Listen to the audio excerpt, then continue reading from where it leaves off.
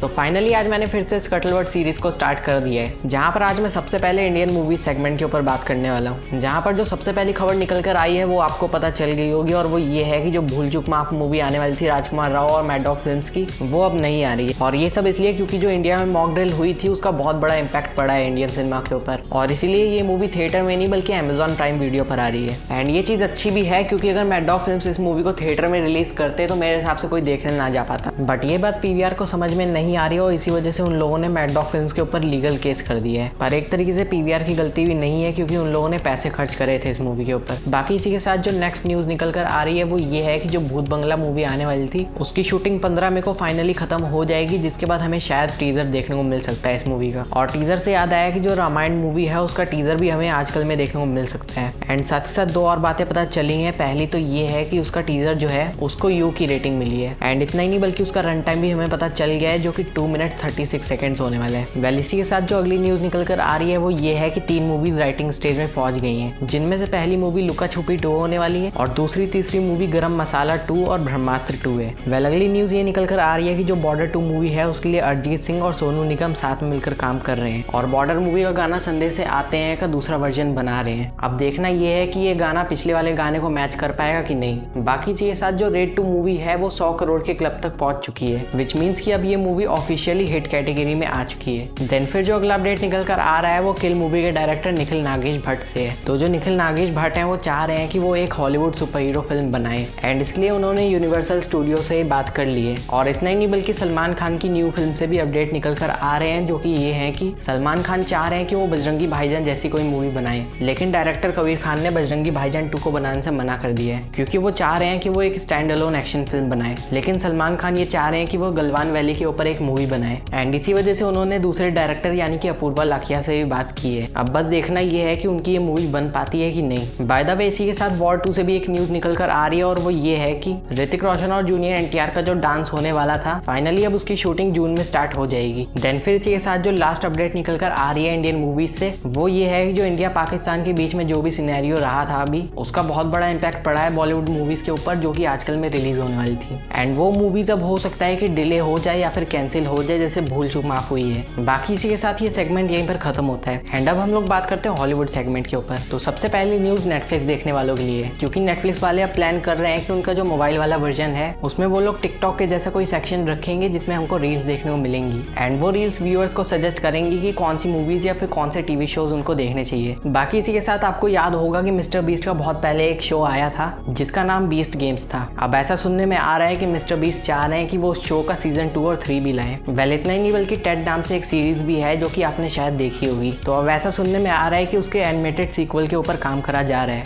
And ऐसा हो सकता है कि उसका सीक्वल हमें अगले साल या फिर उसके भी अगले साल देखने को मिल जाए। एंड इतना ही नहीं बल्कि एक गुड न्यूज भी है और वो ये है कि जितने भी एक्टर्स थे पुराने वाले वो सबके सब वापस आएंगे। बाय द वे 1 या 1.5 साल पहले एक मूवी आई थी जो कि सैडली इंडिया में रिलीज नहीं हो पाई थी। मैं बात कर रहा हूँ मंकी मैन मूवी की जिसमें एक्टर देव पटेल थे। तो अब ऐसा सुनने में आ रहा है कि देव पटेल एक और एक्शन मूवी बना रहे हैं जो कि मंकी मैन की तरह रिवेंज स्टोरी होगी एंड ये जो मूवी होगी इसका नाम द पीजेंट होने वाला है। बाकी इसी के साथ शॉन द शीप की भी एक मूवी आने वाली है जिसका प्लॉट आप लोग देख सकते हो एंड इस मूवी के ऊपर भी अभी काम करा जा रहा है, विच मीन्स कि ये मूवी इस साल रिलीज नहीं होगी। लेकिन जो माइनक्राफ्ट मूवी है वो डिजिटली May 13 को रिलीज हो जाएगी एंड अगर आप लोग ने भी ये मूवी अभी तक नहीं देखी है तो आप लोग देख सकते हो। बाय द वे इसी के साथ श्रेक 5 मूवी का प्लॉट हमें बता दिया गया है जो कि आप लोग स्क्रीन पर देख सकते हो। देन फिर इसी के साथ बहुत सारे ट्रेलर्स रिलीज हुए जिसमें सबसे पहले तो GTA 6 का ट्रेलर 2 रिलीज करा गया जिसके साथ बहुत सारे फैन आर्ट भी रिलीज करे गए हैं। और इतना नहीं बल्कि स्क्विड गेम के सीजन 3 का भी ऑफिशियली टीजर रिलीज कर दिया गया है जिसके साथ ये पोस्टर भी रिलीज हुआ है जहाँ पर सबके सब मर चुके हैं लेकिन अभी भी जीहुन जिंदा है, जो कि ये फोरशैडो कर रहा है कि इस गेम में पिछली बार की तरह सबके सब मारे जाएंगे लेकिन सिर्फ और सिर्फ अकेला जीहुन बच जाएगा, जो कि मेरे हिसाब से शायद नहीं भी होगा क्योंकि जो पिछले सीजन में हम लोग ने फीमेल गार्ड देखी थी वो शायद फ्रंटमैन को धोखा देने वाली है। एंड इतना ही नहीं बल्कि वो पुलिस ऑफिसर भी फ्रंटमैन का भाई अब घुस चुका है गेम के अंदर फिर से, और तो और जीहुन भी है। तो मेरे हिसाब से ऐसा हो सकता है कि बहुत से लोग इस गेम से जिंदा बच के बाहर निकल जाए। बाकी इसी के साथ 28 डेज लेटर का एक पोस्टर रिलीज करा गया है एंड जो कराटे किड मूवी आने वाली है उसकी भी एक क्लिप रिलीज करी गई है जिसको देख के हमें इतना पता चल रहा है कि इस मूवी में एक्शन अच्छा होने वाला है। और इतना ही नहीं बल्कि Conjuring the last rites movie का भी ट्रेलर रिलीज कर दिया गया है जो कि इस पूरी फ्रेंचाइज की लास्ट मूवी होने वाली है, जिसके साथ साथ पीसमेकर के सीजन 2 का भी ट्रेलर रिलीज करा गया है। और तो और गॉडजिला एक्स कॉन्ग सुपरनोवा का भी हमें टाइटल देखने को मिल चुका है। जिसके बाद अब हम लोग बात करते हैं मार्वल सेगमेंट के ऊपर, जिसमें सबसे पहली न्यूज ये निकल कर आ रही है कि कि जो हॉकाई का सीजन 2 है